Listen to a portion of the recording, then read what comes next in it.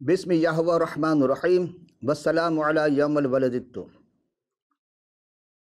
حقیق عرفان کے یہ خصوصی پروگرام تمام اہل جہاں کو عید میلاد یسوع المسیح مبارک ہو۔ عزیزان گرامی، آج ہم آپ تمام سامعین ناظرین خدمت میں اس پرنور محفل کے پرمسرت موقع پر دل کے گہرائیوں سے پرخلوص محبت، نیک تمناؤں کے ساتھ معطر سلام اور بھینی بھینی خوشبوؤں کے آراستہ مبارکباد کے گلدستوں کے ساتھ اور اسے مزین کیے ہوئے آج کی نشست میں ہم پھر حاضر ہوئے ہیں۔ عزیزان گرامی، اس سے گزشتہ نشست میں ہماری گفتگو کیسر و گستیز کے حکم جاری ہونے پر کہ جب پوری دنیا میں پہلی بار اسم نویسی کی جا رہی تھی، وہاں پہ ہماری گفتگو ختم ہوئی تھی، اور آج ہم دوبارہ آغاز کر رہے ہیں کہ ہر کوئی اپنے شہر میں گیا۔ یوسف جو تھے وہ بھی اپنے شہر میں اپنی منگیتر حضرت بی بی مریم مقدسہ سلام اللہ علیہ کو لے کر گئے تھے۔ عزیزان گرامی، آج ہم پھر آپ کی خدمت میں آج کے جو پروگرام ہے وہ ہم نے شروع کیا تھا والسلام علی یوم الولدۃ الحیہ، یعنی گزشتہ پروگرام میں بھی ہم نے سلام کیوں منتخب کیا؟ بس یہ چھوٹا سا لفظ سلام، ایک چھوٹا بچہ جو ابھی پیدا ہوا ہے اور وہ کیسے کہہ سکتا ہے کہ ہاں مجھ پر سلام ہو جس دن میں پیدا ہوا، یعنی میری میلاد کے دن مجھ پر سلام ہو؟ یہ کوئی معمولی عام بچہ نہیں۔ آپ خاص کہیں گے، جی نہیں، خاص بھی نہیں، پھر یہ خاص الخاص ہے۔ اور اس بچے کی ولادت باسعادت کوئی عام حالت میں نہیں ہوئی، بلکہ ان کی ولادت سے قبل ہی تمام انبیاء و مرسلین کے ذریعہ ان کے پیغامات دیے جا رہے تھے۔ جناب داؤد علیہ السلام کے ذریعہ، جناب یسایہ نبی کے ذریعہ جو 700 سال قبل مسیح آئے تھے، انہوں نے بھی پیغام دیا۔ اسی پیغام، انہی ہستی کے بارے میں پیغامات تھے۔ تو آج ہم دیکھتے ہیں عزیزان گرامی کہ قرآن شریف میں جناب مسیح سلام علیہ کے بارے میں کیا القابات رکھے گئے ہیں، یا کیا القابات ہیں اس میں۔ ہم وہاں سے اپنی گفتگو کا آغاز کریں گے، پھر ہم آئیں گے آپ کی خدمت میں کہ جو سابقہ کتابوں میں تھیں۔ اب آئیے دیکھتے ہیں کہ کیا مسیح کو کچھ قدرت کی جانب سے خطابات سے بھی نوازا گیا تھا کہ نہیں، یہ سوال آیا ہے۔ جی ہاں، مسیح یسوع مسیح سلام علیہ یا عیسیٰ المسیح سلام علیہ جس قدر خدا تعالیٰ کی نظر میں برگزیدہ و سرفراز تھے، ان کے خطابات بھی سے ہی پتہ چل سکتا ہے۔ پہلے ہم چند خطابات قرآن شریف سے، پھر کتاب مقدس کی طرف آئیں گے۔ کسی بھی نبی، یعنی نبی اللہ کے حق میں یہ عالی جناب وارد نہیں ہوا، یعنی کہ جو القابات جناب مسیح کے استعمال میں کسی کے لیے نہیں ہوئے۔ سب سے پہلے خطاب جو بارگاہ الہی سے ان کو ملا ہے، عطا ہوئے ہیں، وہ ہے غلامن زکیہ۔ غلامن زکیہ کہتے ہیں، غلام کہتے ہیں بیٹا کو، اور زکیہ کہتے ہیں پاک و پاکیزہ، یعنی کائنات میں جو سب سے پاک و پاکیزہ ہے وہ بیٹا جناب مریم کو عطا کیا جا رہا ہے۔ اور یہ مریم کے 31ویں سورہ مریم کے 31 آیت میں بھی ہے۔ فرشتہ حضرت مریم سے کہتا ہے کہ میں تیرے رب کا بھیجا ہوا ہوں تاکہ تجھے ایک پاکیزہ ترین بیٹا بخشوں یا لڑکا بخشوں۔ یہ مولود مقدس پیدائش سے نیک اور فطرتاً پاک تھے۔ دوسرا یہ کہ حضور یسوع المسیح سلام علیہ کا دوسرا معزز جو خطاب ہے وہ رسول اللہ ہے۔ یہ تو ہر صاحب کتاب، یہ جتنے بھی صاحب شریعت آئے ان سب کو رسول کہا گیا ہے، وہ اللہ سب اللہ کے رسول تھے، تو خدا کا پیغام ہدایت لے کر کے آئے انسان کے پاس۔ لیکن رسول اللہ ہونا یہ کوئی عجیب بات نہیں تھی۔ کیونکہ قد خلط من قبل رسول، اس سے پہلے بھی بہت سے رسول گزر چکے ہیں۔ یہ سورہ مائدہ کی آیت نمبر 79 نمبر کی آیت میں۔ دراصل اس خطاب پر بہت سی توجہ میں طالب ہوں آپ سے کہ آپ توجہ فرمائیے کہ بہت سے لوگ جو ہیں اس چیز کو نظر انداز کر دیتے ہیں یا اس پر گفتگو نہیں کرتے، اور برابر نادرات بات یہ تھی کہ یہ تیسرا خطاب حضور کو کلمت اللہ کا ملا۔ یہ کلمت اللہ کا خطاب کسی بھی رسول، کسی بھی نبی کے لیے استعمال نہیں ہوا۔ یہیں سے ہم آپ کی خدمت میں یہ بتانا چاہتے ہیں کہ کلمت اللہ ہے کیا۔ خدا کا کلمہ جو خدا تعالیٰ کی الہی ذات سے صادر ہوا ہے، اور اسی کو کلمتہ منہ بھی کہا گیا آل عمران کی آیت نمبر 41 میں۔ یعنی یہ کلمہ جو خدا سے نکلا یا نکلا ہے، اس کلام میں تصرف کی حاجت نہیں، اس میں کوئی بڑھوتری نہیں ہوتی، اس کے معنوں میں تحریف کی ضرورت نہیں ہے کہ کوئی اس کو تحریف کر دے۔ مفہوم بالکل واضح اور صاف ہے کہ حضور الہی اصل تھے، وہ محض رسول اللہ نہیں تھے، رسول خدا نہ تھے، بلکہ خدائے واحد کے برحق کلمہ تھے جو پیکر انسانی میں نمودار ہوئے، پیکر انسانی کے لباس میں آئے۔ اسی کلمہ سے متعلق ہم انجیل جلیل سے بھی کچھ آیات آپ کی خدمت پیش کرتے ہیں۔ مثلا عزیزان گرامی، انجیل جلیل اس کا 3 سورہ یوحنا رسول کے معرفت لکھی گئی جو انجیل ہے، اس کے پہلے باب سے 1 سے 4 آیت میں آپ خود بھی تلاوت کر سکتے ہیں۔ میں اس لیے یہاں روک رہا ہوں چونکہ جب میں نے اس کی تلاوت کی تب مجھے پتہ چلا کہ ہاں کیا بات ہے۔ یعنی آپ وہ ہستی ہیں جہاں نور کا تذکرہ ہوتا ہے، جو ازل سے ہیں۔ اس لیے میں آپ کو دعوت دیتا ہوں کہ اس مقام پر آپ کو انجیل کا مطالعہ کرنا لازمی ہے، اور جو اس چیز سے اعراض کرتے ہیں، معترض ہو جاتے ہیں کہ نہیں تبدیل ہو گئی، لیکن اس میں ایسی باتیں ہیں کہ آپ حیران ہوں گے۔ اور پورے قرآن میں کلمہ 39 مقام پر آیا ہے، اور کتاب مقدس میں یہ تقریباً 100 سے زیادہ مقام پر ہے کلمہ یا کلام۔ عزیزان گرامی، سلام کا آغاز یہ بتا رہا ہے کہ کوئی بات ہے اس ہستی کے اندر۔ جو لوگ اہل معرفت ہیں، یعنی اہل طریقت ہیں، سلسلہ چشتیہ، قادریہ، قلندریہ، اویسیہ، نقش بندیہ، وہ تمام 4 قدم 14 خانوادے کے جو لوگ ہیں، وہ جو اہل طریقت ہیں، وہ اس بات کو سمجھنے میں آسانی ہوگی ان کے لیے۔ ممکن ہے بعض لوگوں کی یہ بات سمجھ میں نہ ہے، کیونکہ بدایت سے نہایت تک یہ 10 ابواب ہیں، اور ان 10 ابواب کے ہر باب کے 10 ابواب ہیں۔ وہ منازل طے جب تک نہیں کریں گے اس وقت تک یہ معرفت نہیں حاصل ہو سکتی۔ تو آئیے ہم دیکھتے ہیں یہ کلمہ کیا ہے۔ سوال یہ ہے کہ یہ کلمہ کیا ہے؟ کیا یہ کلمہ آسمانی ہے یا زمینی ہے؟ یہ کلمہ عام ہے یا خاص ہے؟ یہ کلمہ انسانی ہے مخلوق ہے یا جناتی مخلوق میں سے، یا ملائکہ کیا ہے؟ ملائکہ کی مخلوق میں سے۔ وہ ایک سجدہ جسے تو گراں سمجھتا ہے، 1000 سجد سے دیتا ہے آدمی کو نجات۔ لیکن تعجب کی بات یہ ہے کہ ہم جب اپنے گرد و نواح میں دیکھتے ہیں تو کوئی سورج کو سجدہ کر رہا ہے، کوئی چاند کو سجدہ کر رہا ہے، کوئی ستاروں کو سجدہ کرتا ہے، کوئی کڑکتی ہوئی بجلیوں کو سجدہ کر رہا ہے، کوئی درختوں کو سجدہ کر رہا ہے، کوئی ہاتھی کو سجدہ کرتا ہے، کوئی اونٹ کو سجدہ کر رہا ہے، کوئی گائے کو سجدہ کرتا ہے۔ عزیزو، یہی نہیں بلکہ آپ جب آج جائیں گے تو اپنے ہاتھ سے بنائے ہوئے مورتی کو سجدہ کر رہا ہے، بے جان بے ڈول مورتی کو اس کو سجدہ کر رہا ہے۔ کیا سمجھ کے؟ کیا اس کو نجات مل جائے گی؟ ان کا شعر ہے کہ 1000 سجد سے دیتا ہے آدمی کو نجات۔ تو ہم نے تو نہیں سمجھا کہ ہاں وہاں نجات مل گئی ہو۔ جہاں بت پرستی وہاں نجات کیسے مل سکتی ہے؟ جب تک کہ ایمان نہ ہو اس وحدہ لا شریک پر، اس وقت تک نجات کا تو سوال ہی نہیں پیدا ہوتا۔ تو پھر وہ لوگ کیا ہوں گے جو اب تک بتوں کو اور ستاروں کو، سیاروں کو، سورج کو، چاند کو، شمس و قمر، لوح مختلف چیزوں کو سجدہ کرتے رہے؟ یہ سب غیر اللہ ہے، تو اس کو تو سجدہ کرنے سے نجات نہیں ملے گی۔ یہی چیز کہ اس کلمہ کو جب نہ سمجھ جائے، قواعد کے اعتبار سے ہماری زبان سے ہر وہ لفظ نکلنے والا کلمہ ہوتا ہے، لیکن اس کے پھر 2 معنی ہیں۔ ایک کلمہ محمل ہے، ایک کلمہ موضوع ہے۔ محمل وہ ہے جس کے کوئی معنی نہ ہو، موضوع وہ ہے جس کے کوئی معنی ہو۔ مثلا جب ہم پنجاب میں تھے تو وہاں ہم جو اردو استعمال کرتے تھے وہ، اور جو کراچی میں اردو استعمال کی جاتی ہے، اس میں بڑا فرق ہے۔ وہ ایسا تھا کہ وہاں جب یہاں ہم اہل زبان سے ملے تو ان کے یہاں واو سے محمل کا لفظ شروع کرتے ہیں، اور ہم پنجاب میں شین سے استعمال کرتے تھے۔ مثلا جب کہا جاتا ہے کہ وہ پانی شانی، ہم کہتے تھے، یہاں جب آئے تو پانی وانی، روٹی شوٹی یہ کہتے ہیں جو روٹی ووٹی۔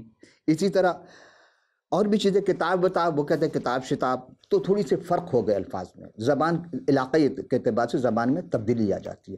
لیکن کلمہ بہرحال وہ ہے کہ اب ہم جس کلمت اللہ کی بات کر رہے ہیں یہ سچائی کا کلمہ ہے۔ فرشتوں نے بھی اسی کلمے کی تصدیق کی ہے، جنات بھی اس کلمے سے ڈرتے ہیں۔ یہ وہ کلمت اللہ کا، دیکھیں عام کلمہ میں اور کلمت اللہ میں یہ فرق ہے۔ انسان بھی اس کا کلمہ پڑھتے ہیں۔ دراصل ہماری گفتگو صرف انسانوں سے ہے، جنات سے نہیں ہے، اور نہ ہی بد ارواحوں سے ہے۔ تو یہی کلمہ انسان کو تنزلی سے بچاتا ہے، یعنی تنزلی سے بچانے والا کلمہ کلمت اللہ ہے۔ خدا کی مرضی کو پورے کرنے والا یہی کلمہ ہے، تاکہ انسان اپنے گناہوں سے توبہ کرے اور خوش و خرم زندگی گزارے۔ یہی مالک الملک، وہ خالق کائنات، خلاق دو عالم کی بھی منشا و مرضی ہے کہ انسان ظاہری طور پر اور باطن طور پر خوش رہے۔ یہ روح خدا کا کلمہ ہے، اس کو مانتے ہیں، انسان کا ضمیر کو روشن کرتا ہے، یہ وہ کلمہ ہے۔ آپ خود ایمان سے کہیے، کیا حضرت مسیح یعنی عیسیٰ علیہ السلام یا یسوع المسیح سلام علینا کو ماننا کیسا ہے؟ کیا نہیں ماننا چاہیے؟ جب ان کی آمد، دوسری آمد ہو رہی ہے، اس کے لیے ہم کیا تیاری کر رہے ہیں؟ یہ فیصلہ ہم آپ کے ہاتھوں میں چھوڑتے ہیں کہ آپ خود فیصلہ کریں گے۔ لیکن ہاں، یہاں میں ایک چیز آپ کی خدمت درج کر دوں کہ وہ نور یوحنا ہی کے رسول کے معرفت کے پہلے باب میں ہے، وہ نور ہے تھے، اور نور جو ہے تاریکی کو دور کرتا ہے، نور سے ہر چیز ہم حاصل کرتے ہیں۔ یہ ہم عزیزان گرامی، ہمیشہ زندگی کا راز اس میں پوشیدہ ہے۔ ایمان لانے سے انسان کو روح القدس ملتا ہے۔ روح القدس کی صورت یہ ہے کہ کلمہ آج بھی دنیا میں کام کر رہا ہے، یہ پاکیزہ انسان کو پاکیزہ بنا دیتا ہے، اس کے خیالات کو پاکیزہ بناتا ہے، اس کے سوچ، اس کے ذہن، اس کے روح کو پاکیزہ کر دیتا ہے، یہ کلمت اللہ ہے۔ اچھا، یہاں دیکھتے ہیں کہ یہ خدا کا جو کلمہ، یہ خدا سے وصال کراتا ہے۔ یہاں وصال سے مراد یہ نہیں کہ اس کا انتقال ہو جاتا ہے، نہیں، وصال وصل سے نکلا ہے۔ وصل کے معنی ملا دینا، یعنی گویا کہ جب انسان کلمت اللہ کو تسلیم کر لیتا ہے تو خدا سے ملاپ ہو جاتا ہے۔ آپ دیکھیں گے، یہاں میں ایک چیز آپ سے خدمت پیش کرتے چلیں، یہ ایک بھید ہے، یعنی ایک راز، ایک بھید ہے۔ مثال کے طور پر جب کوئی مرشد اپنے مرید کا ہاتھ پکڑ ہاتھ ڈال کر کے اس کو مرید کرتا ہے، یہ سلسلہ والے سلسلے میں مخاطب ہوں، ان کے بہت زیادہ یہ چیز ہے، تو ہر کسی کو خلافت نہیں دیتے، خلافت اسی کو دیتے جس کے پاس علم ہوتا ہے، تقوی ہوتا ہے، اور اسے پر خصوصی علوم سے آراستہ کرتے ہیں، وہ بدایت و نہایت کے علوم سے آراستہ کرتے ہیں، پھر اپنا قائم مقام بناتے ہیں۔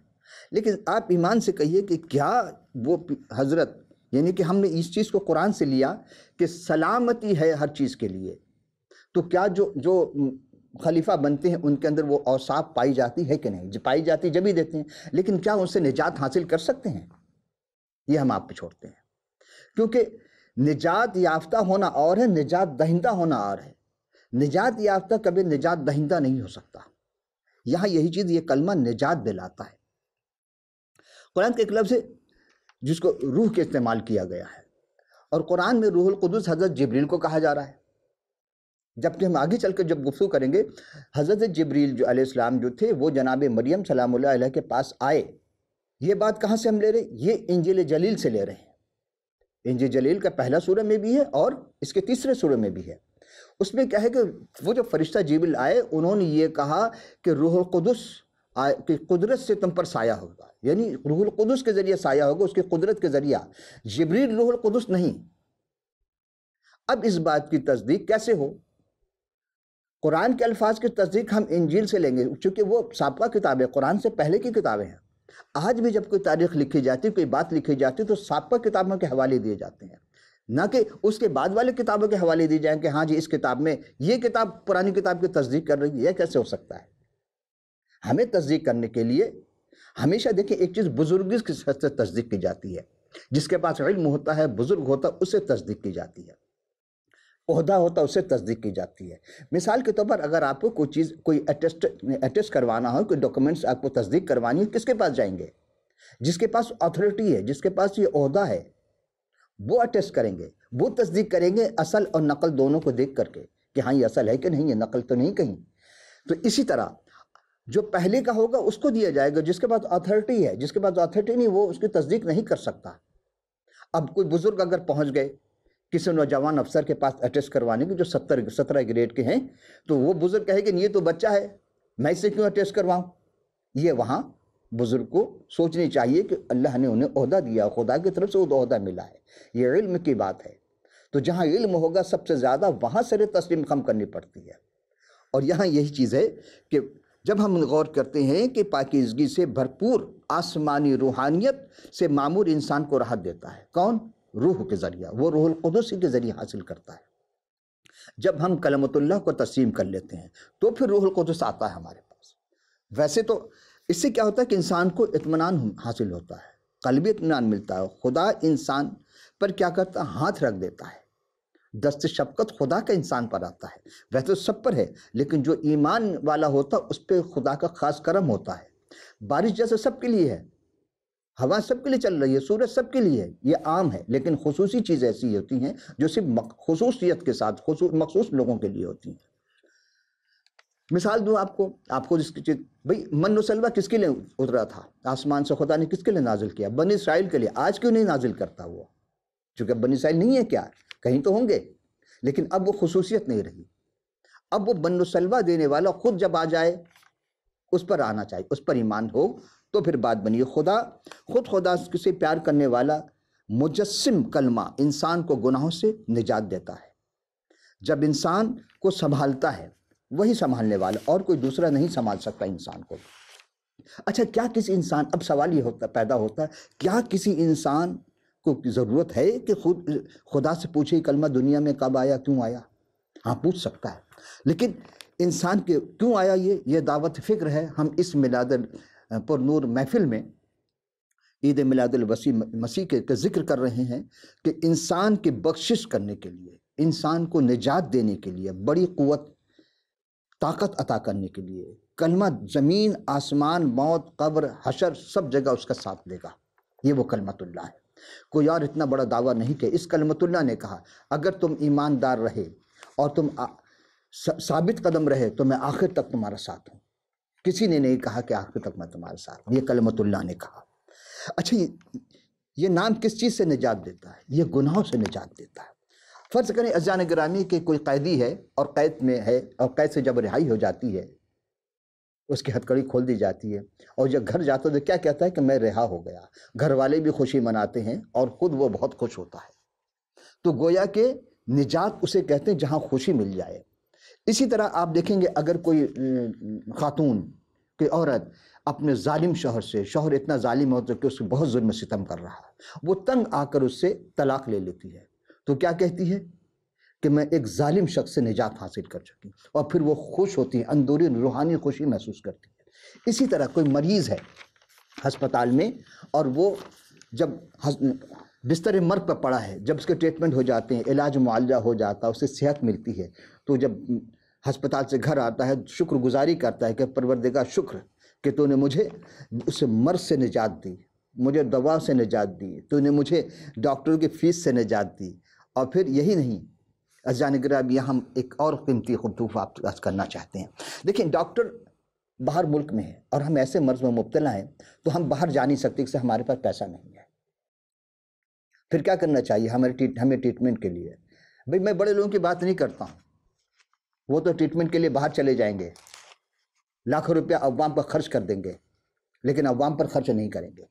میں ان کی بات نہیں کروں، میں اس حکیم، اس ڈاکٹر کی بات کر رہا ہوں جو باہر ملک سے اس ملک میں اگر آ جائے اور فی سبیل اللہ وہ کہے کہ نہیں جی چلو غریب ملک ہے ہم وہاں چلتے ہیں، اور جانے کے بعد تمام خرچ ہم خود اٹھاتے ہیں، اور وہ یہاں اگر علاج کرے فری میں، تو آپ کا کیا خیال ہے؟ آپ علاج نہیں کروائیں گے اس سے؟ یقیناً کروائیں گے۔ تو وہ ڈاکٹر دنیا میں آیا، اور ڈاکٹر کون تھا؟ عزیزان گرامی، وہ ڈاکٹر آ چکا اور ٹریٹمنٹ کر رہا ہے، اور بہت سارے واقعات آپ سن چکے قرآن کے حوالے سے بھی، اور ہماری گفتگو میں بھی، حقیقت عرفان میں بھی ہم پیش کر چکے کہ وہ ہر طریقے کا علاج جانتا ہے، چونکہ وہ خلاق عالم ہے، وہ خود انسانی لباس میں آیا۔ بس یہاں پہ عزیزو کہ اس ڈاکٹر کو ہم کیسے سمجھیں گے؟ نجات حاصل چاہیے، تو نجات جب ملے گی آپ خود محسوس کریں گے آپ کو روحانی خوشی ملتی ہے کہ نہیں ملتی ہے۔ یہاں اگر ہم سوال کرتے ہیں کہ جی عدالتی کارروائی میں کوئی شخص مبتلا ہے اور عدالتی کارروائی ہو رہی ہے، لیکن جب عدالت اس جو کارروائی تھی وہ انسان کو عدالت رہائی دے دیتا ہے، تو وہ باہر نکل کر کیا کہتا ہے کہ میں عدالت سے رہا ہو گیا، مجھے اسے خوشی ملتی ہے۔ اسی طرح کلمت اللہ صرف انسانوں گناہوں سے نجات دینے کے لیے دنیا میں باری تعالیٰ کے حکم سے آئے تھے۔ انسان توبہ کر کے ایمان لائے اور ہمیشہ کی زندگی پائے۔ اب جب کہا جائے کہ جس انسان کو کوئی پرسان حال نہ ہو، کوئی انسان کو، تو وہ اس کے پاس چلا جائے۔ کس کے پاس؟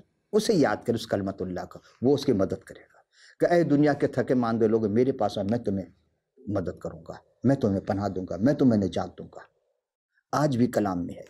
جادوگر سے پوچھئے کیا وہ جادو جو کرتے ہیں ان کی بخشش ہو جائے گی؟ ہرگز نہیں، جسے دلی تسلی نہیں ہوتی۔ بت پرستوں سے پوچھیں کہ کیا خدا تمہیں مل گیا؟ نہیں، دلی تسلی نہیں ہوئی۔ پارسی سے پوچھئے کہ کیا آگ کے پوجنے سے کیا خدا تمہیں مل گیا وہاں پر؟ آپ ہندو سے پوچھئے کہ کرشن بھگوان کو جو تم خدا کا اوتار کہتے ہو، کیا کہنے سے تمہیں وہ خدا مل گیا؟ نہیں ملا۔ سکھوں سے پوچھے گرو نانک کو خدا کہتے ہو، بنا لیا ہے کیا؟ اور دوسرے مذاہب جو ولی اللہ کے نسبت یہ بات کرتے ہیں، کیا وہ خدا مل گیا ان سے؟ نہیں، اس لیے کہ کوئی کلمت اللہ ہے نہیں۔ جب تک کلمت اللہ سمجھ میں نہیں آئے گی عزیزو، کوئی نہیں، آپ کو نجات نہیں مل سکتی۔ اور ہر شخص نجات کا طالب ہے، کسی نہ کسی انداز میں، خواہ وہ زبان سے نہ کہے لیکن اس کے دل کی گہرائی سے وہ روح کی آواز اس کے ذہن میں ضرور گونجتی ہے کہ ہاں ہمیں نجات چاہیے۔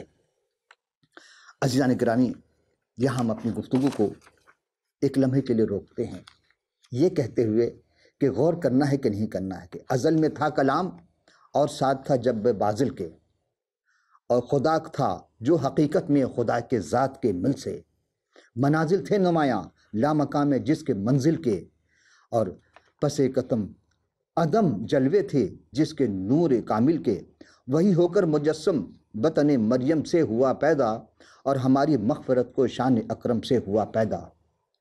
ایسو یہاں مریم کون تھی؟ سورہ آل عمران کی آیت 42 میں ہے کہ وَإِذْ قَالَتُ الْمَلَائِكَةُ يَا مَرْيَمُ إِنَّ اللَّهَ اصْطَفَاكَ وَطَّهَّرَكَ وَاصْطَفَاكَ عَلَى النِّسَاءِ الْعَالَمِينَ۔ 2 دفعہ استفاقی کا استعمال ہوا ہے یہاں پہ، یعنی پہلے ہے کہ جس وقت فرشتے نے مریم سے آ کر کہا کہ اے مریم، بے شک اللہ تجھ کو مصطفیٰ کیا ہے، برگزیدہ کیا، چن لیا، انتخاب کر لیا، تجھے منتخب کر لیا ہے۔ اس آیت میں پھر آگے چل کر ہے وَطَّهَّرَكَ، اور تجھے پاک و پاکیزہ رکھا ہے، کیا نہیں رکھا ہے، کیوں؟ وَاصْطَفَاكَ، اور پھر تجھے شمار کیا، چنا، کہاں پہ؟ علی نساء العالمین، تمام کائنات کی عورتوں پر، تمام جہان کی عورتوں پر۔ اب گویا کہ جناب مریم جو ہیں وہ مرکز بن گئیں، ان سے پہلے جناب حوا تک جتنی بھی ہیں، اور ان کے بعد قیامت تک تمام آنے والی خواتین کے لیے۔ اب کوئی اگر دعویٰ کرتا ہے تو اس کا مطلب وہ قرآن کو چیلنج کر رہا ہے کہ ہاں ان کے بعد بھی کوئی نساء العالمین ہو۔ قرآن تو نہیں کہہ رہا، لیکن قرآن کہہ رہا ہے کہ 2 دفعہ کا طہر کا استعمال کر کے آگے پیچھے دونوں جگہ استفا کر کے منتخب کیا ہے۔ تو مریم کون تھی؟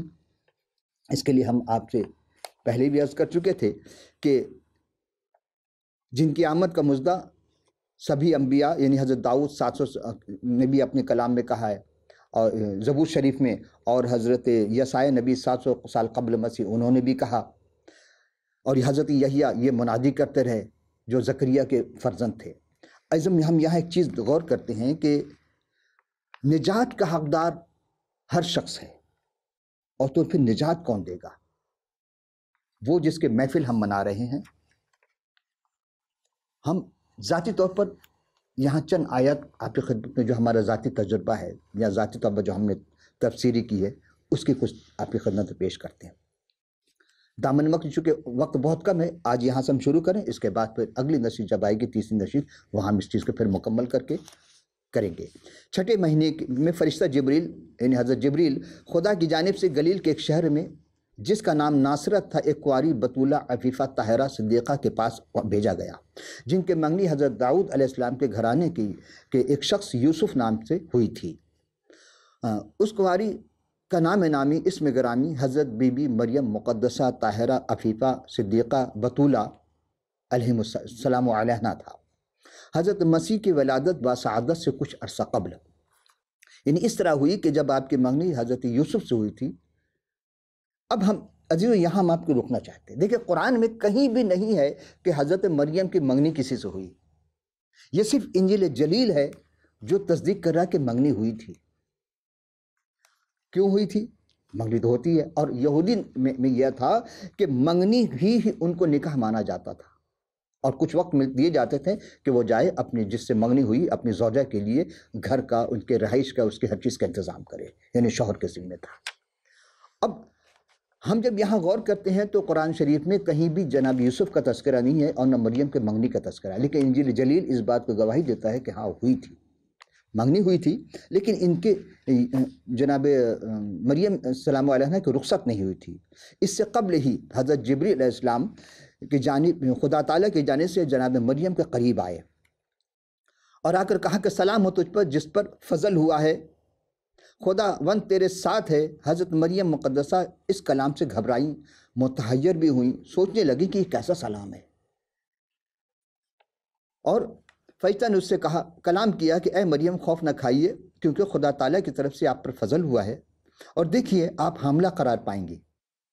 اب سوچیے ذرا تھوڑی دیر کے لیے، کسی کنواری لڑکی سے کہا جائے جس کی منگنی ہو چکی کہ آپ حاملہ ہوں گی، اس پر کیا بیتے گی، کیا گزرے گی، اور پھر اس کے منگیتر کو جب پتہ چلے گا کہ حاملہ ہوگی تو اس پر کیا گزرے گی۔ یہ عام بات نہیں ہے، یہ واقعی تعجب کی بات ہے۔ لیکن یہاں کہ اگر اور آپ ایک فرزند ارجمن کی ولادت باسعادت ہوگی، یعنی آپ کا بیٹا ہوگا، اس کا نام یسوع رکھنا، وہ بزرگ ہوگا اور خدا تعالیٰ کا بیٹا کہلائے گا، وہی اپنے لوگوں کو نجات دے گا۔ اور پھر یہاں یہ بات ہو رہی تھی کہ جناب مریم السلام علیہ سے وہ جب رخصت نہیں ہوئی تھی، اور یہ بات جب پتہ چلی کس کے ذریعہ ہوں گی وہ، تو کہا کہ وہ روح القدس کی قدرت سے حاملہ پائیں گے۔ اب وہاں تو ہے عیسی ابن مریم بینات بروح القدس، اور روح القدس کو ہمیں ترجمہ میں یا تفسیر میں بتایا گیا تھا یہ جبریل ہیں، جبکہ جبریل الگ ہے، روح القدس الگ ہے۔ جبریل تو روح القدس تک پہنچ ہی نہیں سکتے۔ روح القدس کے پاس جو اتھارٹی ہے، جو قوت ہے، جو طاقت ہے، جو خدا تعالیٰ کی طرف سے انہیں امتیاز حاصل ہے، وہ جبریل کے پاس نہیں ہے، حضرت جبریل اسلام کے پاس نہیں ہے، وہ یہ بھی فرشتے ہیں۔ بس آپ ان کے شوہر جناب یوسف جو راستہ باز تھے اور وہ حضرت مریم مقدسہ سلام علیہ کو بدنام نہیں کرنا چاہتے تھے، وہ اس دشنامی کے خوف سے چپکے سے منگنی منسوخ کرنے کا ارادہ کر لیا۔ وہ اسی شیش و پنج میں تھے اور اسی کشمکش میں سوچتے سوچتے سو گئے۔ تو محو خواب تھی، اس عالم خواب میں خداوند تعالیٰ کے فرشتے نے انہیں خواب میں دکھائی دے کر کہا کہ اے یوسف ابن داؤد۔ اب دیکھیں یہ بات واضح ہو رہی کہ یہ داؤد اسلام کے نسل سے تھے، اسی لیے ان کو کہا گیا ابن داؤد۔ اپنی بیوی مریم کو اپنے ہاں لانے سے نہ ڈر، جو اس کے شکم میں ہے وہ روح القدس کی قدرت سے ہے۔ اب اگر خداوند کا فرشتہ اسے آ کر نہ کہتا تو وہ بھی جناب مریم کو گناہ گار سمجھتے، لیکن ایسا نہیں، وہ خدا تعالیٰ کے ایک منصوبہ تھا جس کا تذکرہ میں اب آگے چل کر آپ سے کروں گا۔ اور تو جب مریم کے ہاں تو عالم خواب میں خداوند کے اس فرشتے نے انہیں خواب میں دکھائی دے کر کہا کہ یوسف بن داؤد اپنی بیوی مریم کو اپنے ہاں لانے سے نہ ڈر، کیونکہ جو اس کے شکم میں روح القدس سے ہے اس کا بیٹا ہوگا، اور تم اس کا نام یسوع رکھنا۔ جناب مریم کو کہا اور جناب یوسف ان کے منگیتر بھی کہا، کیونکہ وہی اپنے لوگوں کو ان کے گناہوں سے نجات دے گا۔ اور پھر فرشتہ نے اسے یاد دلاتے ہوئے کہا کہ سنو، یہ سب کچھ اس لیے ہوا ہے کہ جو خداوند تعالیٰ نے نبیوں کی معرفت کہا تھا وہ پورا ہو، کہ دیکھو ایک کنواری حاملہ ہوگی، بیٹا جنے گی، اور اس کا نام عمانویل رکھیں گے، جس کا ترجمہ خدا ہمارے ساتھ ہے۔ عزیزان گرامی، بس جب یوسف خواب سے بیدار ہوئے تو انہوں نے ویسا ہی کیا جیسا خداوند کے فرشتہ نے انہیں حکم دیا تھا، اور وہ اپنی زوجہ یعنی حضرت بی بی مریم مقدسہ بتولہ سلام اللہ علیہ کو اپنے گھر میں لے آئے۔ سوال یہ ہے کہ عمانویل کے معنی ہے خدا ہمارے ساتھ ہے، تو یہ عمانویل آج بھی ہمارے ساتھ ہے، یہ بھی ایک القاب تھا۔ آئندہ نشست میں ہم پھر حاضر ہوں گے۔ اب ہم اس گفتگو کو کتاب مقدس کے جو القابات ہیں اس سے ہم شروع کریں گے۔ تو آج ہم اس پرنور محفل کو یہاں اختتام کر رہے ہیں، یہاں روکتے ہیں۔ آئندہ پھر تیسری نشست میں پھر حاضر ہوں گے، تو اس وقت کی اجازت، خدا حافظ ناظر، خداوند آپ کو خوب برکت دے۔